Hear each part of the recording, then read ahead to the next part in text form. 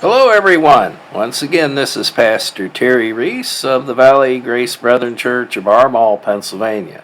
And as always, we deem it a very high privilege to have you with us for this time of study and reflection. And it's a rainy day today where I'm recording this message in Johnstown, Pennsylvania, Flood City. But nonetheless, wherever you're at right now listening to this message, whatever the prevailing weather conditions are, we trust that the sun, that is S-O-N, is shining brightly in your hearts today. You know, in the last number of weeks, we've been talking about this matter of the sanctity of human life. In this series, we were talking about how the image and likeness of God is not respected in today's world in the manner that it should be. And we looked at various issues such as crime and punishment and the sin of partiality. We invite you to look at those messages if you haven't. And also we gave several messages on America's dark national shame, which is the sin of abortion, which really is the modern counterpart to child sacrifice. And I strongly encourage you to look at those messages if you haven't. Today we're going to further this discussion by talking about another way in which human dignity is not being properly respected in our world today, one of the disturbing prevailing trends that we see. But I again want to remind you that though the world is losing grasp of this concept, I trust that those of us who believe in the living God will stand firm on the fact that we believe in the sanctity of human life. Article 5 of the Conservative Grace Brethren Church actually has that very phrase within its statement of faith. The basis for this belief, I would remind you, comes from Genesis 1:26, where God said, "Let us make man in our image, after our likeness." You know, friends, it is this that sets humanity apart from all the other creatures of this planet. Human beings are distinct, they are unique, they are set apart, they are sanctified, they are honored by the living God. They are the only creatures of this planet that bear His image. We alone are personal beings. We alone have a soul spirit. We have a spiritual nature. Thus, we are not part of the animal kingdom. Rather, if we repent and place our trust in the Lord Jesus Christ, we can become a part of God's eternal kingdom. This matter of man being created in the image and likeness of God, it is this alone, that is the foundational basis of our American Republic and of our subsequent constitutional order. Again, I know in this series I've quoted this passage from the Declaration of Independence a number of times, but it bears repetition, as our society is indeed, our American society is indeed in a state of crisis. We are on the threshold of losing our democratic values, our constitutional values. Jefferson, the principal author of the Declaration of Independence, though his work was also supervised by Franklin and by Adams, he wrote, quote, "We hold these truths to be self-evident, that all men are created equal." Underline that word, created. And that they are endowed by their Creator, underline that word, Creator, with certain unalienable rights. That among these are life, liberty, and the pursuit of happiness, unquote. This, on what basis is this foundational dogma that all men are, quote, created equal in any way truthful or valid? Have you ever thought of that? In what way are we equal? Certainly, we're not equal in terms of some of the various indicators that men would point to. We're not economically equal. Some men are born into the great houses, the families of the plutocrats. Maybe you were born a Rockefeller. Other men, however, are born on the wrong side of the tracks. We don't come into the world on an equal basis in this manner. Other people come into this world with severe handicaps, be they physical or mental, whereas other people come into this world with great potential in both of those areas. In none of those things are we equal. How then are we equal? Well, we're equal because, first of all, this matter of biblical creationism. We have a creator, and he has stamped his image on every human being. All of us are image bearers of God. And in that sense, and in that sense alone, we are equal. And thus, these words of Jefferson's have great meaning. One of the problems today is we have lost sight of the true basis of our equality. We've set it aside. And for that reason, there is really no basis then behind our democratic republic. No real, true, foundational basis. You know, you think about this matter of human rights.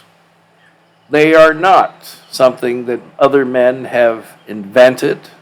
They are not something that were created out of thin air by our institutions. Rather, they are something that simply exist. They are. They're part of the natural order that was created by nature's God. Of course, the first sentence of the Declaration of Independence speaks of nature's God.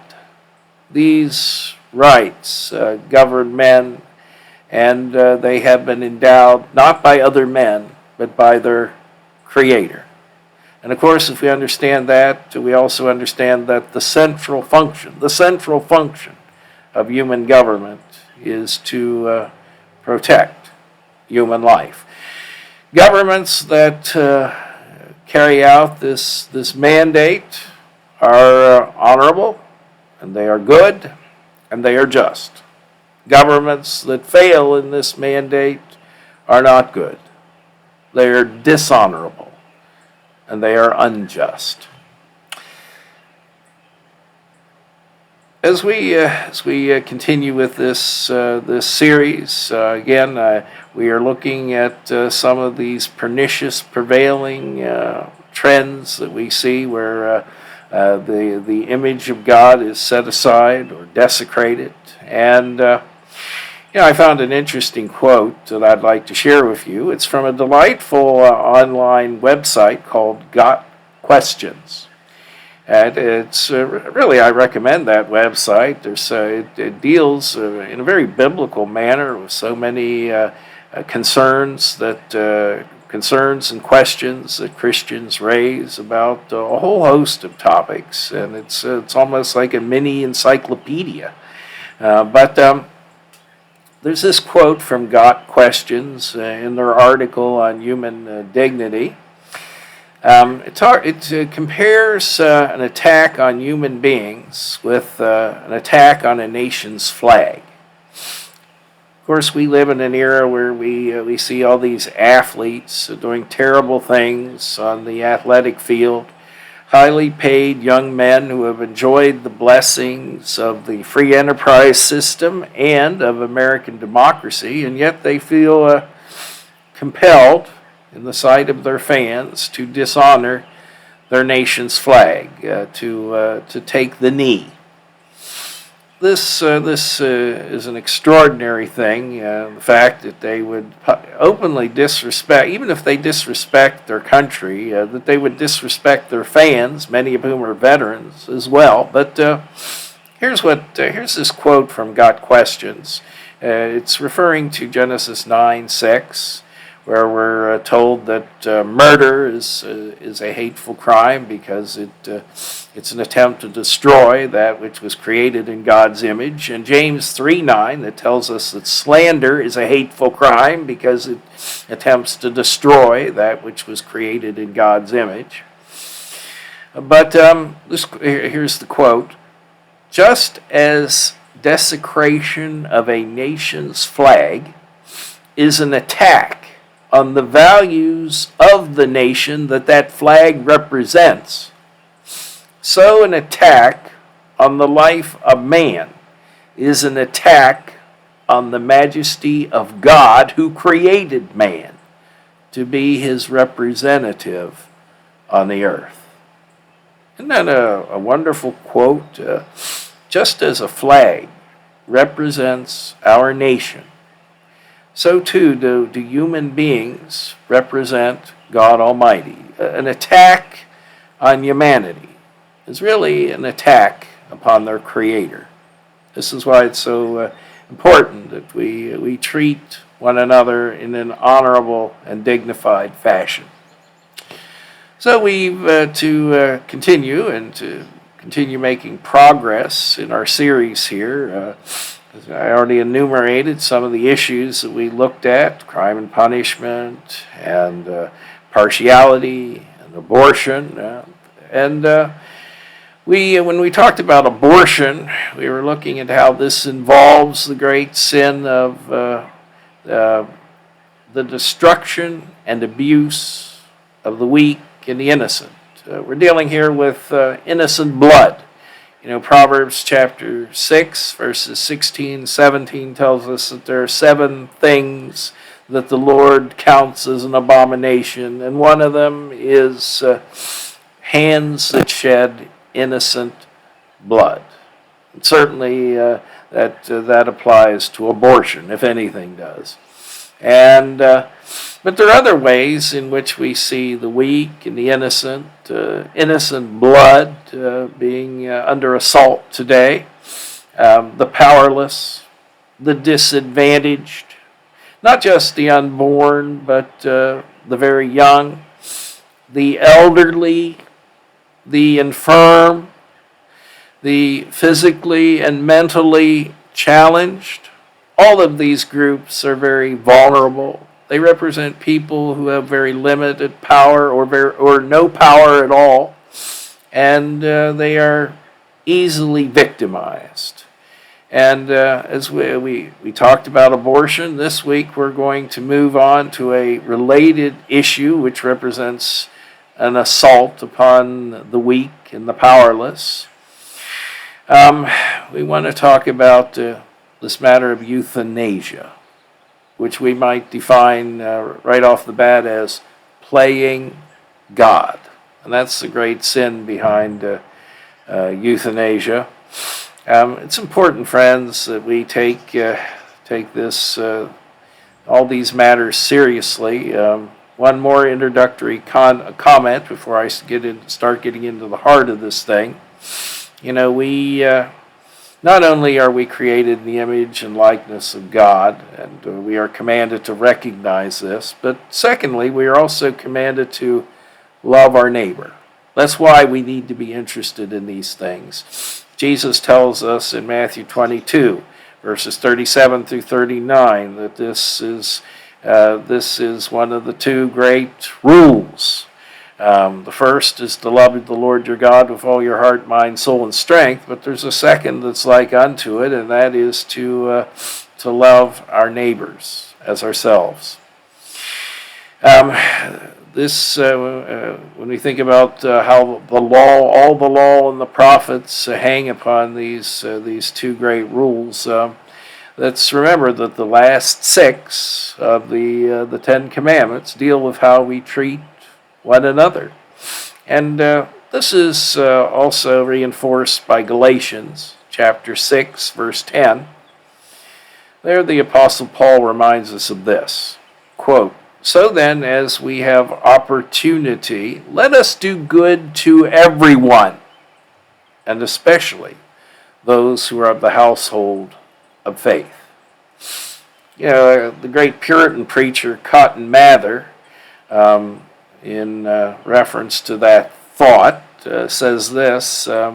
He says, quote, "The opportunity to do good imposes the obligation to do it." Okay, you've been given the opportunity to do good to someone. That someone is your neighbor, whoever you have the opportunity to make an impact in their life. You have this opportunity, therefore you have the obligation to do good, as much good as you're able. That's loving your neighbor. Notice that the rule is when we are favored with the opportunity to do good. Albert Barnes says, the great commentator, quote, "The simple rule is that we are favored with the opportunity and that we have the power. It is not that we are to do it when it is convenient or when it will advance the interest of a party or when it may contribute to our fame. The rule is that we're to do it when we have the opportunity," unquote. We are to be out doing good thus even when it's hard to do good, even when people will laugh at us when we do good, even when it's to our apparent disadvantage to do good. We do good as we have the opportunity. And that's why we need to be concerned with some of these issues. Whether or not you think that this is immediately relevant in your life, whether or not this topic of euthanasia you think is something that's something that you or somebody else in your family will face. Point is, we need to be informed. And if the opportunity arises, we need to do good. Even if it comes to simply the ballot box someday, if this issue arises in your community. I want to start here by just a very brief introduction. We're going to have several messages, probably 3, on this matter of euthanasia. I just want to introduce it by reminding you of a court case. If you're my age or older, you may remember the case of Roswell Gilbert. Well, that should serve as an interesting introduction to this subject because it kind of underlines some of the difficult emotional and philosophical issues that are associated with this whole matter of euthanasia, which is sometimes euphemistically called mercy killing. The case of Roswell Gilbert, this resulted in a very famous court case, Gilbert versus the state of Florida, 1986. It's such a significant case that it's really considered a textbook case. It's routinely studied by law students because of the issues that are raised and how it was decided. But you may also remember, not only from the news back then, but even 2 years after the incident, there was a well-known TV movie entitled Mercy or Murder that appeared in 1987, starring Robert Young as Roswell Gilbert. But it was a celebrated case. If you're a younger person, you don't remember the Roswell Gilbert case, trust me. It was certainly a matter for the headlines back then. But the case involved this. You had an elderly Fort Lauderdale man, Roswell Gilbert, who lived in a condominium with his wife, Emily. They had been married for 51 years as of 1985. Emily, tragically, was suffering from osteoporosis and Alzheimer's disease. And she was suffering greatly. She had quite a bit of pain, especially associated with the osteoporosis. This degenerative condition. And one day she was particularly in great distress, and she cried out to her husband, "Will someone take this burden of pain from me? Someone." Of course, the only someone there was Roswell himself, who was living with this on a day-to-day basis. And the two had never discussed this issue of him doing anything to relieve her of her pain, that is euthanasia. Mr. Gilbert apparently snapped and just couldn't take it anymore, and he went for his 9mm pistol. He shot his wife once in the head. He still felt a pulse, and so he shot her a second time in the head. Mr. Gilbert then summoned the authorities. He was placed under arrest. He was tried, convicted of premeditated murder, and he was sentenced to a 25-year sentence by the Florida court. Now, he served 5 years of that sentence until such time as his own health began to deteriorate. And then he was granted clemency on humanitarian grounds by Governor Bob Martinez. Now, it's interesting, at the time of his conviction in 1985, he was quoted as saying, quote, "I don't feel like I committed a crime at all. Justice is on my side, but the law is on someone else's side," unquote. However, after serving 5 years in prison, when he was released, he was quoted by the AP and by the New York Times as saying that he no longer believed that his act was justified.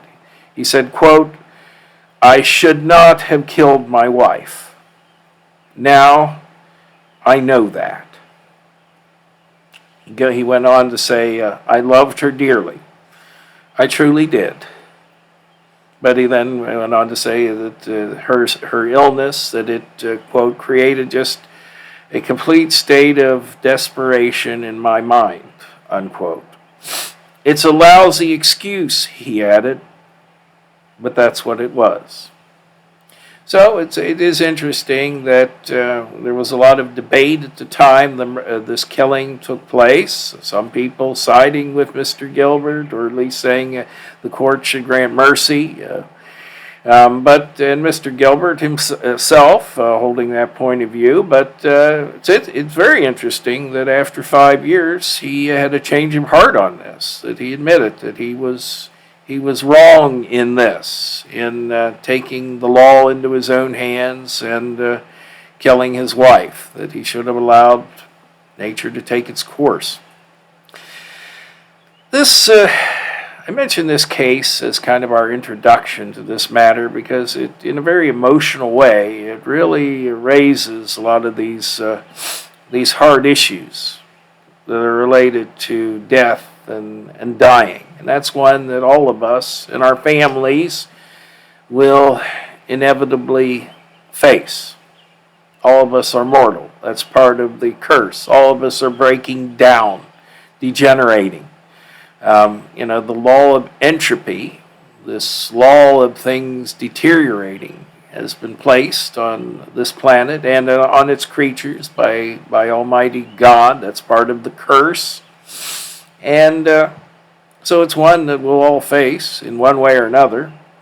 To see a loved one just breaking down, ourselves breaking doin, pain, all the things that are associated with these kind of cases.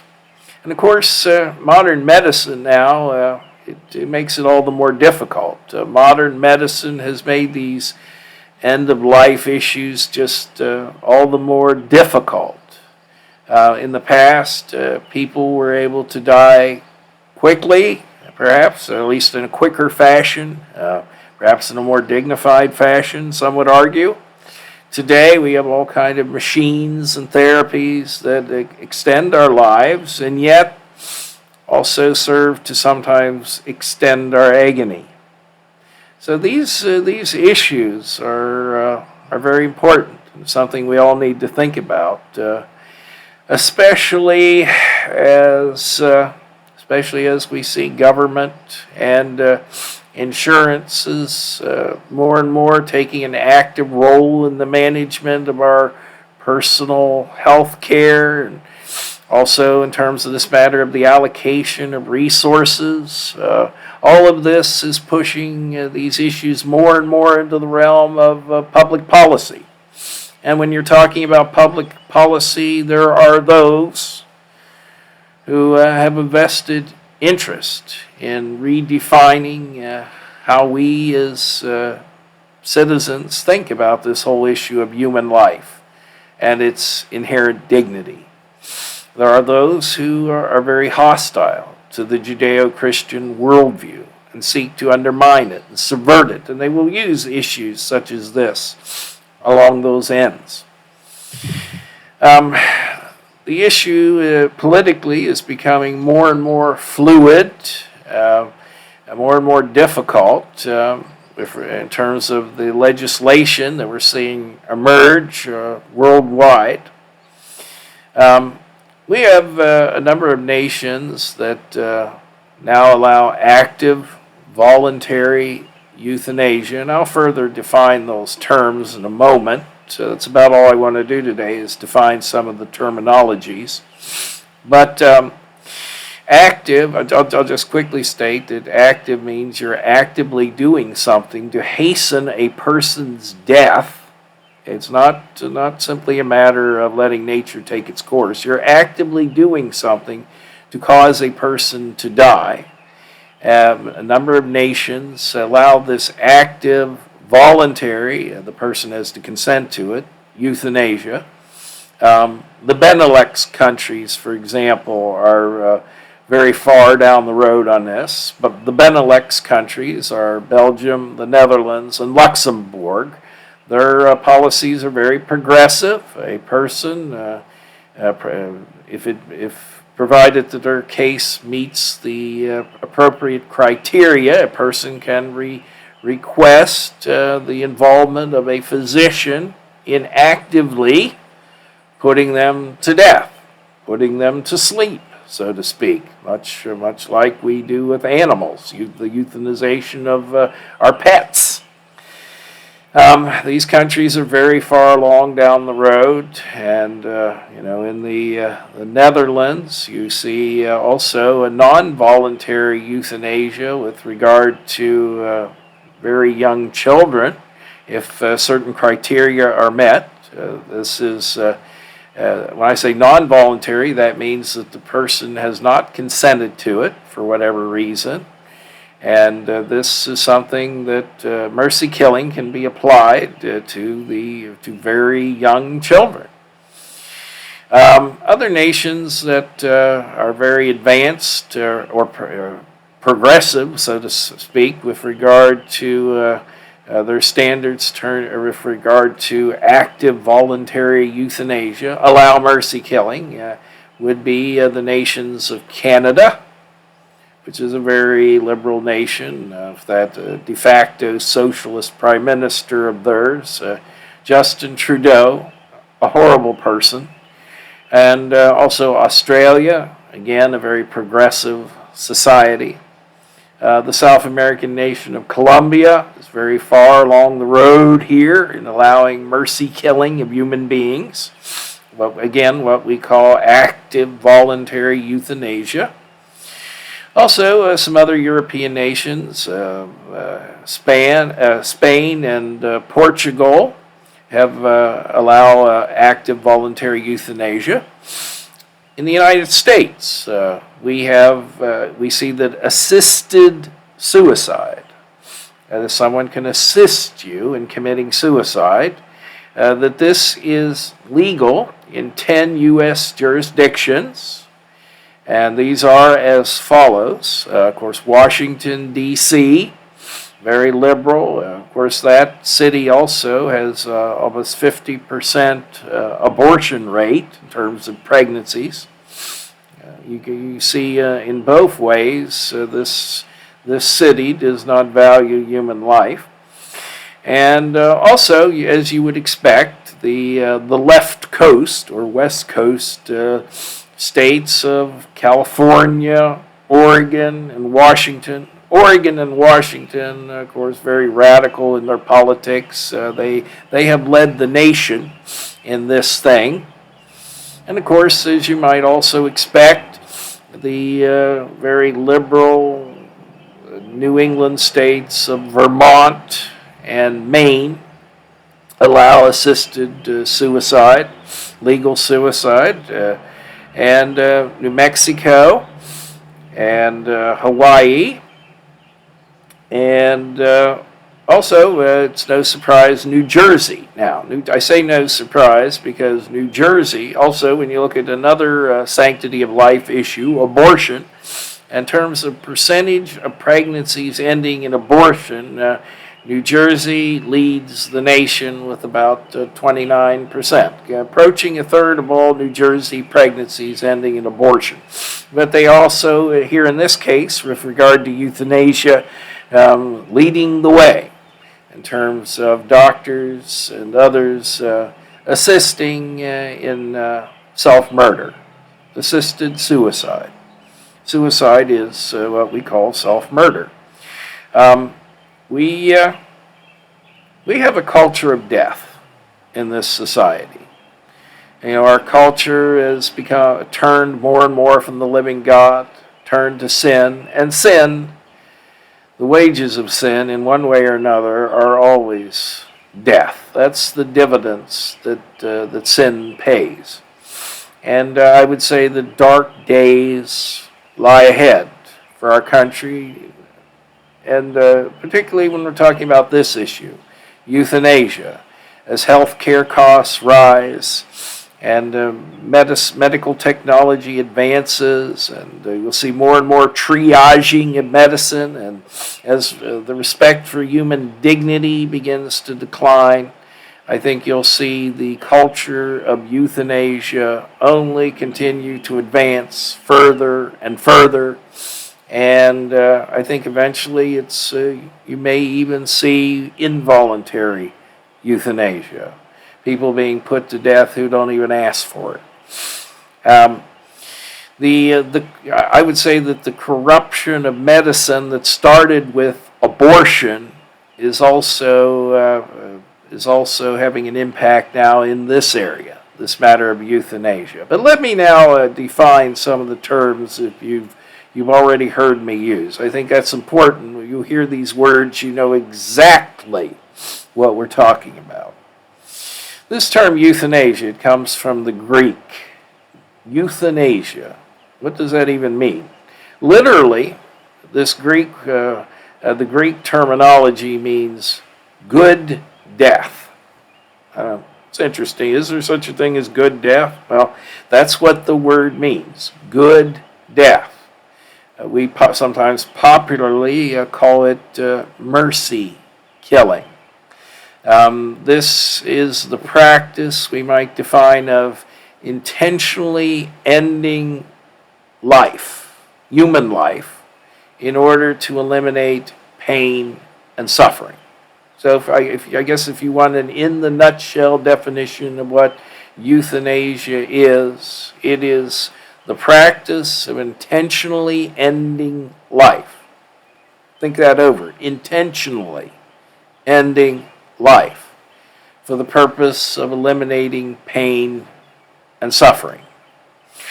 Britain, it's the House of Lords, in one of its committees, has defined euthanasia, quote, as a deliberate intervention. That's important. A deliberate intervention undertaken with the express intention of ending a life to relieve intractable suffering, unquote. All those words are important. Deliberate intervention and express intention of ending a life. All of those words are important because they differentiate euthanasia from what we call allowing nature to take its course, where perhaps a certain treatment might be suspended because it's not doing any good and it's only prolonging agony. That's not euthanasia.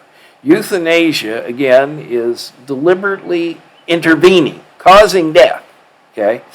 Deliberately causing death with the express intention of terminating a human life. That's euthanasia. You see also Netherlands and Belgium, which are real leaders in this movement. They define it as, quote, the termination of life by a doctor. That's in accordance with their law, by a doctor at the request of a patient, unquote. That's how it's defined in those countries, how it's been legalized in those countries. To define further define some of these terms that you heard me use, euthanasia can be categorized in a variety of ways. One of these ways is relative to a person's consent. First of all, you have what's called voluntary euthanasia. That's when a person says, I want to die, kill me. Give me something to put me to sleep, end my misery. That's when the person themselves makes this choice and clearly articulates this choice. That is called voluntary euthanasia. And again, in all those countries that I listed, and those 10 zones in the United States, we have voluntary euthanasia. Other than voluntary euthanasia, there is also something called non-voluntary euthanasia. And that's to be differentiated from something called involuntary euthanasia. Non-voluntary euthanasia is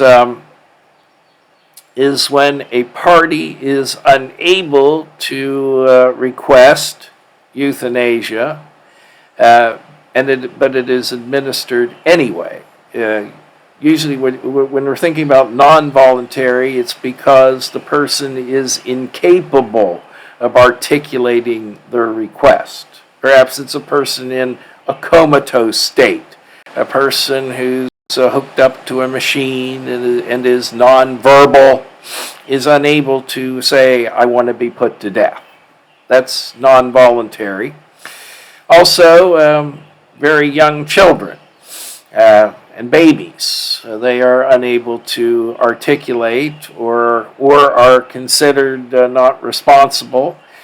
And sometimes euthanasia is administered to these very young patients that have not requested it. That is legal, by the way, in the Netherlands. Non-voluntary euthanasia of the very young. They haven't asked for it, so generally incapable of asking for it, but they're put to death anyway at the discretion of whoever. Then there is finally involuntary euthanasia. This is distinguished from non-voluntary euthanasia in that when you have involuntary euthanasia, this means that it's done against the wishes of the person who's being put to death, but they're put to death anyway. Presently, on this planet, there is no nation that officially has a policy of involuntary euthanasia, where the person says, I don't want to be put to death, don't kill me, and the state kills them anyway. However, you have seen this in the past on planet Earth. The most infamous example was the Third Reich, Nazi Germany, which did practice involuntary euthanasia. People were put to death against their wishes because they were deemed as undesirables. People who were using up the resources of the state, and the state in its wisdom decided that individual was, quote, unworthy of life, unquote. That was a popular phrase of the Nazi regime. Some people are just unworthy to live. They're a strain upon the state's resources. The Nazis were fascists, and they believed in what's called a corporatist view of the state, that that the state is like a physical body, the nation is like a physical body, and that every individual within the state is simply a cell or an organ within the national body, and that everyone is thus part of the state. No individualism is recognized, and if someone is deemed to be a gangrene or a cancer, that person needs to be removed. And that's how the mentally retarded were regarded, or those with severe physical handicaps. They were a burden, a cancer, a gangrene, something that was causing the deterioration of the greater body. And thus it was a moral thing to eliminate them, dispose of them. They were just hurting the entire body. And the truth is, friends, history records that you had mentally handicapped, mentally ill, mentally challenged people literally ripped from the arms of their families who objected to this, and they were taken to awful places and put to death, usually by poison gas. This became kind of a forerunner of the Holocaust, where they used Zyklon B to get a poisonous gas in murder factories like Auschwitz against the Jews. It started with the euthanasia, the involuntary euthanasia of unfortunate people who had handicaps. We're going to get more into the history of this because I think it's something that needs to be told. It's a story that you need to know. And also, you need to know something about the dark progressive forces here in the United States that encouraged the Nazis. This is a part of our history right now that a lot of people don't know about. We hear about the wonderful progressives today. You need to know something about their forerunners who were active at the turn of the century and right up to World War II, who were calling for many of these things that the Nazis horrifically put in practice. I'm talking about some very influential Americans that pushed this. This is part of history that needs to be known, even as we're dealing with the specter of progressivism today. So you have these all these terms: voluntary euthanasia, non-voluntary euthanasia, and involuntary euthanasia, that relate to the matter of a patient's consent. Another way in which euthanasia is categorized today, it has to deal with the level of activity involved. And there are basically two types of euthanasia that we're talking about. One is active euthanasia.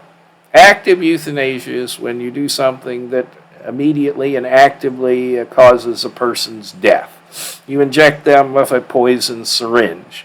That is active euthanasia. You know, that's like putting a pillow over someone's face and smothering them to death. You're doing something that immediately kills that person. Then there is passive euthanasia. That's when you likewise deliberately cause a person's death, but rather than doing something like injecting them with a poison, you do something like withholding from them something that is essential for life. Generally, we're talking about starvation, where you cease to provide a person with nourishment, which will pretty quickly cause their death. You starve someone to death. That is called passive euthanasia. Now, I want to make it clear, passive euthanasia is quite different from what we call, quote, allowing nature to take its course. Passive euthanasia, starving to someone to death, that is euthanasia, mercy killing. That is not the same as, for example, when you have, say, someone who has an advanced cancer, who's been getting chemotherapy, but that chemotherapy is no longer doing them any good. It's just prolonging agony. It's not performing any benefit any further. And so it's really just making them sicker, and you stop giving them chemotherapy. That is not euthanasia. We want to make that clear. That is simply allowing nature to proceed and take its course. The chemotherapy is not helping anymore. It's not increasing their lifespan by any degree at all. It's just even making them worse. There's nothing wrong with suspending the chemotherapy at that point. That is not euthanasia. That's not passive euthanasia, like starving someone to death. There's an important ethical distinction between euthanasia in all its forms, on the one hand, and simply allowing nature to take its course on the other. Those are two very, very different things. Ethically different, and also different in terms of what it is you're doing. Now, when we talk about this matter of voluntary euthanasia, where a person gives their consent to be put to death in some manner, whether it be actively or passively, this includes such things as what's called PAS, physician-assisted suicide, where a doctor will provide someone with the syringe and with the poison, or assisted suicide, where someone else perhaps will do the job. That's called AS. And also you have something called VRFF, which stands for voluntary refusal of food and fluids. That would be like where a person is no longer given food. Of course, you think about the Terry Schiavo case, where all of that came into play.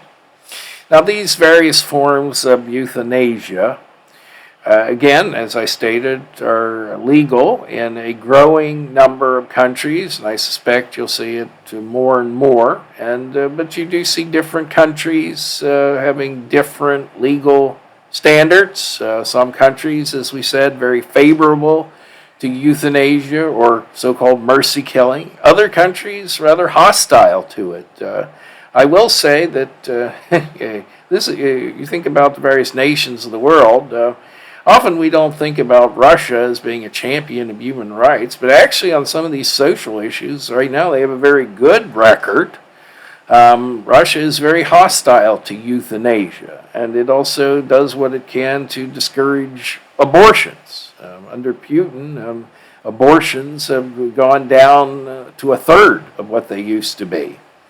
So, in some things, the Russians are doing some things that are right. But in terms of this world, though, the prevailing trend, especially in the Western so-called progressive, so-called advanced nations, these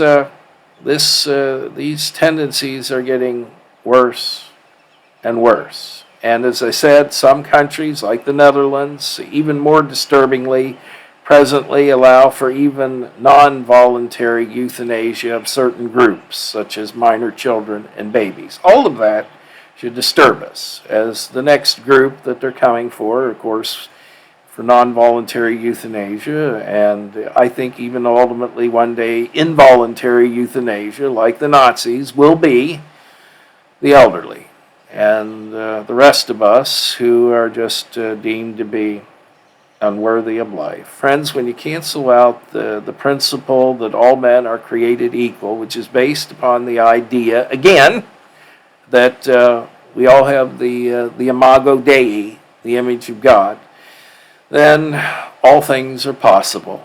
Isn't that what the Lord said about the sinful generation of the Tower of Babel, that if they do this, then nothing will be impossible for them? Friends, that's where we're approaching. The day when everything will be possible. Everything, even like we saw in the past with the Third Reich. The first principle, friends, when you talk about human history is nobody learns from history. Well, next time we're going to take this issue up. We're going to be talking about the modern dilemma that families face with regard to today's medicine. The struggles a lot of families have, should we pull the plug, shouldn't we? These are all issues that are very painful, and Christians are looking for answers to. We hope we can be of help, at least in terms of, not necessarily in terms of your personal situation, but at least some of the biblical parameters that we should look at.